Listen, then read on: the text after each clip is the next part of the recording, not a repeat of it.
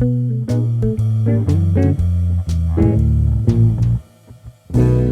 and welcome back to the Monkey Lamp Podcast Season 2. Whoa! Filmed in front of a slightly smaller studio audience. So it gets smaller every week. We have to make it. This time we have with us the incredible Amalia Davinder. Having performed in several ensembles over her course at the University of Liverpool, she has since burst onto the music scene, performing her own original music with her incredible new band. For those that may not have heard about you that much, Amalia, just tell us a little bit about yourself and like what sort of music you make. So I'm a singer-songwriter. I've been writing songs for I guess almost a decade now, like properly writing them. I started writing them when I was like 11 or 12. Mm-hmm. And my music has gone through a lot of different phases of like what it sounds like, but I guess I'm at the point now where it's sort of like soulful, funky indie pop. I'm not really sure. Yeah, I like it. That's how I'm going to go. Twice the with amount of words that Loz used to describe. Yeah. Yeah, that's how I describe it, I think, at the moment. I'd say that's an apt description. I'd sort of add as well that you have quite a contrast and you have some quite fun songs, but you also have some sort of more deeper Definitely. introspective stuff as well. Yeah. Which is great to watch as a performance. Mm-hmm. So what sort of started you on your musical journey? Was there a specific moment or? Well, I've been playing piano since I was like 7, Right. and then I started just like making songs kind of on my own. Like I'd make them on the piano and also like just like sing along like random lyrics. Like I still remember some of the songs that I wrote when I was like 7, but they weren't really like fully formed songs. They were more just like little ideas. And then when I got to like secondary school, like my teenage years, I realised that I was like properly songwriting, if that makes sense. Yeah. Had something more to say. Yeah, definitely. What have been some of your inspirations then behind your music? Sort of both maybe some sort of personal things or maybe like you as artists or things you've heard. I think, well, me and my dad used to listen together a lot when I was a kid, so I think the range of music that he listened to helped a lot. And then also now I'd say my biggest influences are like people I'm really inspired by, like FKA Twigs and like Fiona Apple. I don't know if anyone here listens to Fiona Apple. She's very, very cool. Just like I really like female artists that have like a really like strong musical identity, if that makes sense. Like you, like when you put a song on by them, you know it's theirs. You know, that's like that's my biggest aim for anything that I make. Yeah. You want people to know it's you when they're listening. Yeah. So we sort of talked a little bit how you've been writing songs for a long time. Yeah. You sort of refined that process potentially. Yeah. Do you have a particular process for writing your songs, or is it just like you hear a line in your head and it's like that's it, that's what I'm dedicating this song to? Or there's kind of like two main ways. The first way is that I come up with like a chord progression on the guitar or the piano, and then I start singing to it basically, and then kind of whatever the progression sounds like is the lyrics that I come up with, if that makes sense. Or the other way is that I come up with a lyric and a melody, and then I put chords to lyric and melody. So like sometimes my songs are a voice note which is just a cappella, and then I'll come back to it like a day later and like put chords to it. Yeah. That's cool. Idea development. Idea development. Yeah. So that means you've done a lot of your songwriting and composition on your own. Yeah, pretty much all on my own.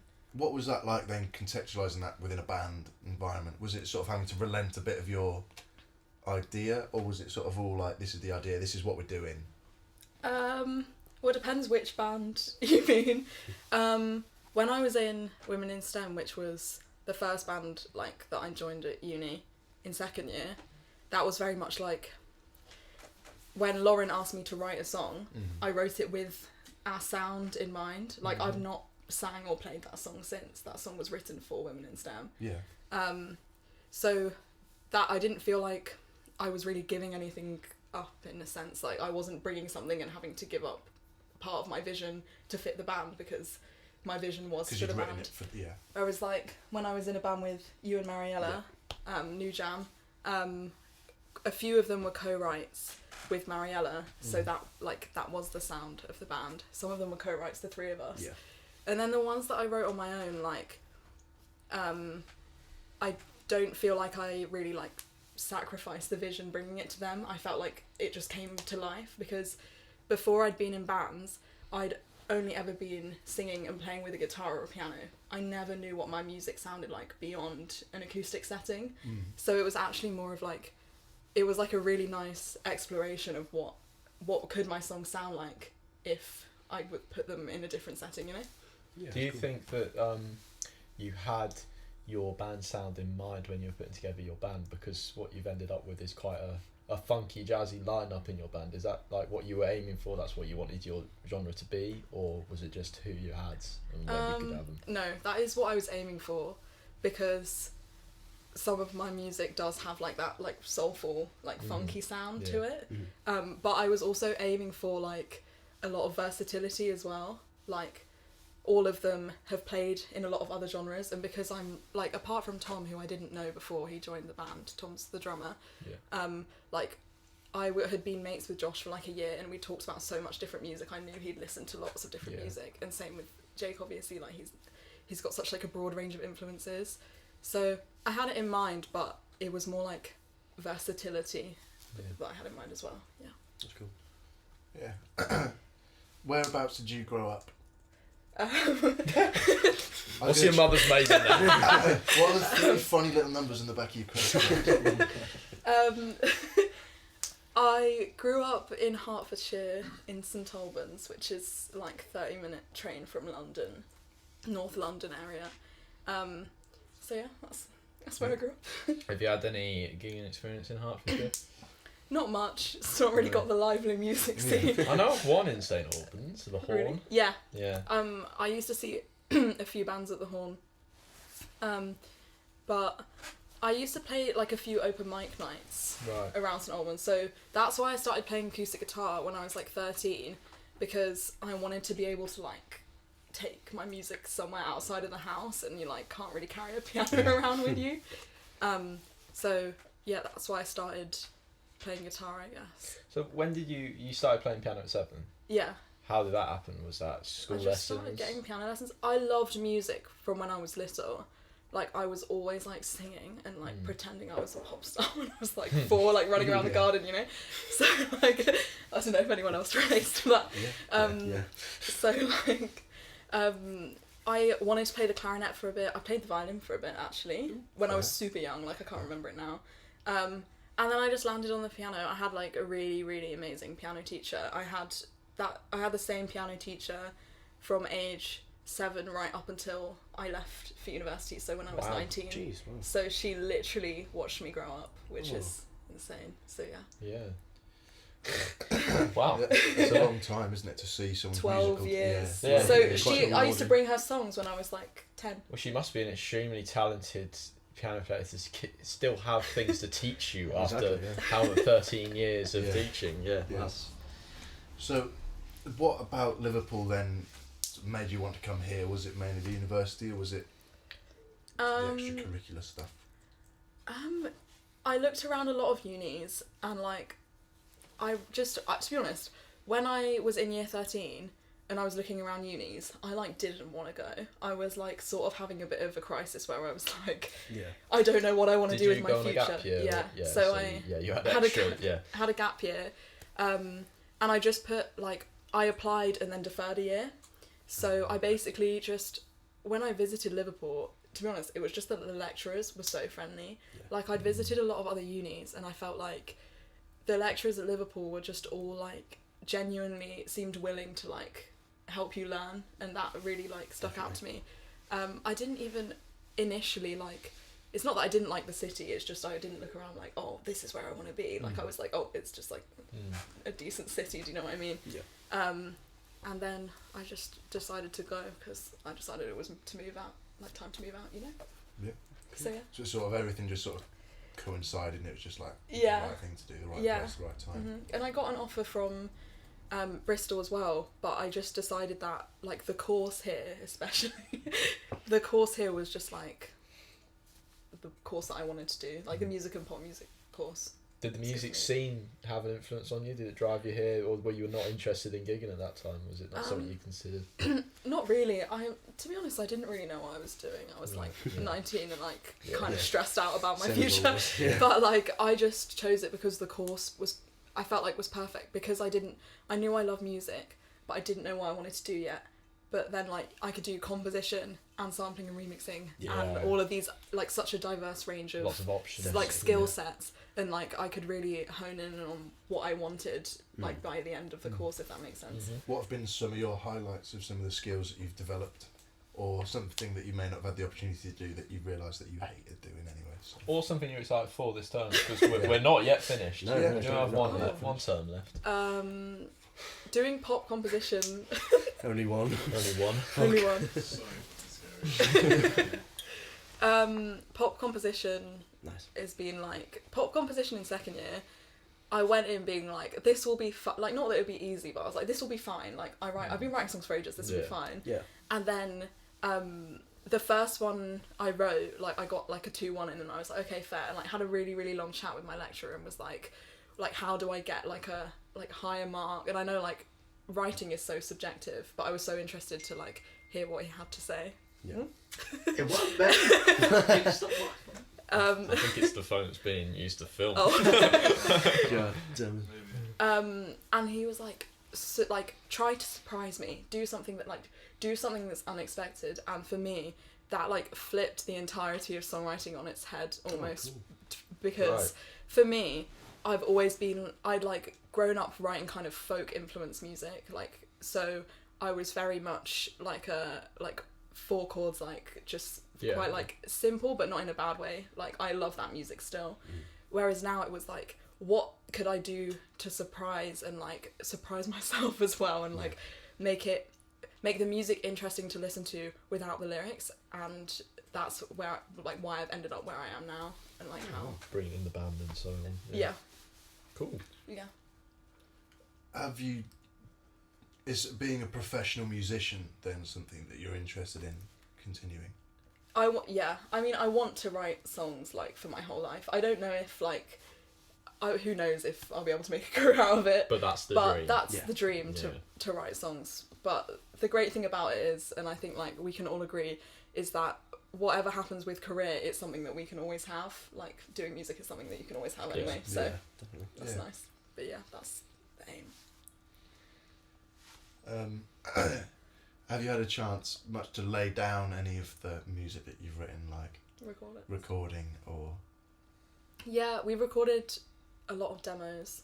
We're recording even more demos tomorrow. I've got so like when like me and my band arrange the songs that I write on my own, and then we record the demos. And like I'm hoping like this semester to do the next step, which is like start producing and like working with Jake to like produce the demos and hopefully bring them to a standard where I can release them.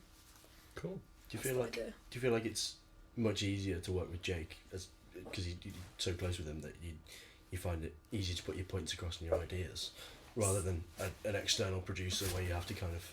Yeah, sometimes. I've really never worked with I've not really worked with another producer though. Right. So like that's something that would be nice, like that I'd want to do. Yeah. But actually in our year I've not found that we've got like a lot of people who produce, like who I've spoken to who are just producing like songs for songwriters in a door in the same way that Jake is. Apart from like Darren as well. Yeah. But yeah. There is quite a surprising little number of producers in our year. Yeah, definitely, because that was something that like I wanted to do more of, I think, which I guess has been the thing that I want to do more of when I graduate, because I've just not been able to do it really, like sitting down with like people who I don't really know that well and like trying to like make music. And the focus is the music. There's nothing else that can be spoken about, or you know, that's all you know about each other is that you do. Exactly. Like it goes both ways. Sometimes being really close with someone you're working with is a great thing because you feel like you can like say whatever you want to put whatever idea across that you want. But sometimes also it's like a blessing and a curse, because sometimes if there's an idea that you're not sure about or they're not sure about, then you could end up like just not being able to collaborate properly Yeah, sometimes, cool, if that yeah. makes sense. Mhm. Yeah. Yeah, I think that's a situation we've all been in where it's a blessing and a curse. To working be with- close Yeah. with like working with close mates and stuff. Mhm, of Yeah. course. Yeah, definitely.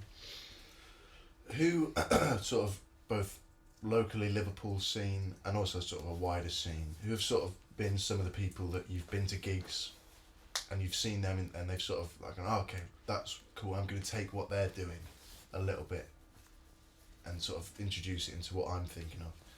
Like, for example, just like when we saw the Fontaines at Reading, Mm. for me that was like, right, I'm going to try and project a bit of the energy that they've got Yeah. personally when I then try and Mm-hmm. put something out like that. Yeah. So locally, I think seeing Izzy's whole like vibe was inspiring for me because we're very different obviously, but we're quite similar in that we've both like decided to be soloists. And I was like nervous deciding to be a solo project, but seeing what she was doing was like, oh no, it is possible Yeah. like to be a solo project. So seeing her doing what she's doing, yeah. Yeah. And then like Isabel Metal. For oh yeah, to Isabel make- Metal. Yeah. And then, I saw Maggie Rogers a few months ago. I don't know if anyone listens to her, but she's really, really cool. Her performances are like, she just, it seems like she's like being spiritual the way she performs, if that makes sense. Like her expression is just like, so it projects to a whole room. Like I saw her at Ali Pali, like that's Oh, really, you really, really really, really, connect with the yeah, room there, that's a can't you? really Yeah. fucking big room. Great venue. And she like the way she just projected her energy.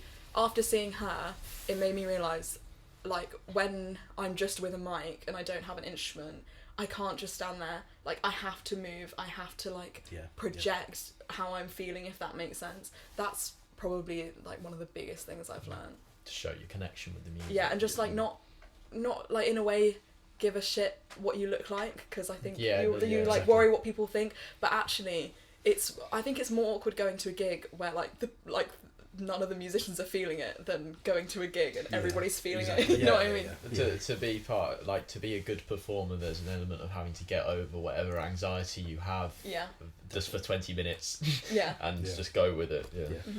Because most of the time that people are going to compliment you on your stage presence. Yeah. Yeah, confidence. exactly. Yeah. And if you're shit, people forget about you. So, Exactly. so there's no reason to worry, people. Exactly. Just do what you want to do.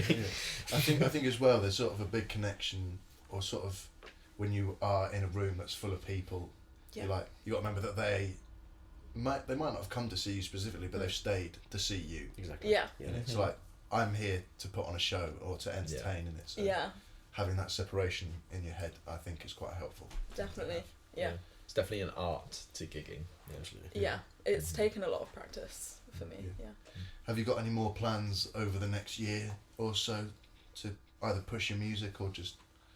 Yeah, I just want to carry on working on being solo, because that's been relatively new. Like, I started with the band I currently have. We properly started in September, so that's Still quite for fresh. reference, like a few months, like 4 or 5 months ago. Yeah. So I just really want to carry on writing music and bringing it to the band. I basically want to have like a good portfolio of like demos once I've left uni, basically. Yeah. And kind of go from there. But I'd love to release music this year as well. That's definitely one of my like big aims. But I only want to release if it's right. Not even if it's perfect, because I feel like if you're perfectionist about everything, then you'll spend never get forever on anything it, out. Yeah. which is a huge thing I've learned. But at least just like something where I really, really love it, and I'm like, no, this represents like Something me. you're proud Like of this is and- my music, if you know what I mean. Yeah. Yeah. That's cool, yeah. Really like it. Yeah, well, we've reached our line of questioning, I think. I've finished our line of questioning. What's the surprise question from The Marley? surprise question. We've had a few surprise questions in the last week. I'm Oh, hoping it's surprise not the question. milk one again. Surprise question. If you could meet any artist, alive or dead, but you then have to kill them afterwards. Oh God! Get out! Jesus. It's a surprise to us as well. So, It's Italian, but I kind of like it. I'm not gonna answer that. You don't have to kill them. Get rid of it. You don't have to kill them. I don't want to kill him. That would be so You could- bad. You bring them back to life and then they just... Imagine if like they actually saw this one day. yeah. On the off chance, like one of my biggest idols saw this and was like, oh, thanks for that. Yeah. It's Prince. He's back. I guess it would Prick. make sense though to pick someone who's dead, because then if you kill them after, it's not like Nobody's like lost. they were it. already Yeah. dead. But I'm not. Yeah. Who would you meet? Come on, Who would you want alive or dead? You don't. Record a song with one of them. You've Yeah, really put me on the collaborate. spot there, because there are a lot of. Well, that's the thing. Quick. Who's Top first three. one? Who's first one? I don't know. Probably Fiona Apple. She's got a lot of music which has really resonated with me. And then also just like people who I really love their songwriting. Laura Marling. I'd love to have a chat with Laura Marling about how she writes some of the music she writes, because it's very beautiful. And then also who else? Maybe Questlove. Ooh.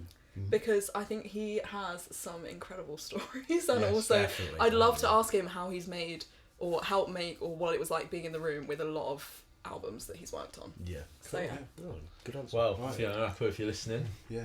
get on it. She's waiting. To sort of round up with the classic question, Amalia, what is your meal deal of choice? There it is. Hey. Well, I don't really have meal deals. Oh, I'm fuck sorry. Not again. But People hate meal deals. I only doesn't like them. That was the gun. I thought Okay. everyone ate a lot of meal deals. I'm feeling bad about No. that. Yeah, I I feel don't like eat I've a now lot of spent too things. much money on a Yeah. meal deal in my life. if Oh. I had to, it would be like a BLT Cool. with popcorn and an iced coffee. An unrehearsed answer. It is a rehearsed answer.